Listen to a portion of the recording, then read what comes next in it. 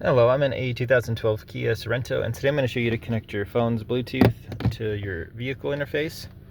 So first make sure your vehicle's on and that this display's on, and then we'll do setup, and then we'll scroll to phone, push enter, and then pair, and then you might need to delete a device first to make room because there's a limited number of phones.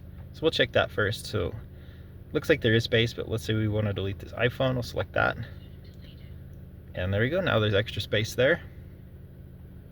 So we'll go back to setup, phone, and then pair, and then from your device you want to make sure your Bluetooth's activated, which is that symbol, and then usually if you push and hold it'll pull up a pairing menu. So pair new device, and then we should be looking for Sorento. Sometimes this takes a few tries. You might need to restart your phone, restart the vehicle, just how it goes with the technologies every so often, but usually the first try will work.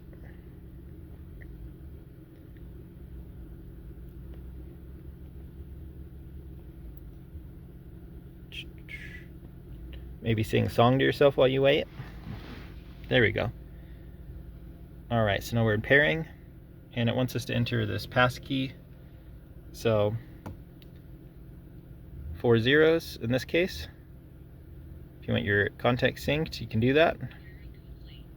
Alright, so it says repaired, so now you should be able to listen to music, take calls. If you got like an aftermarket system or a newer model, you might be able to have maps as well.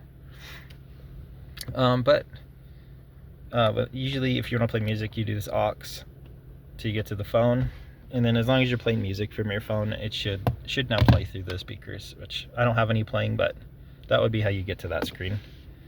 But I hope this was helpful, and hope you have a wonderful day.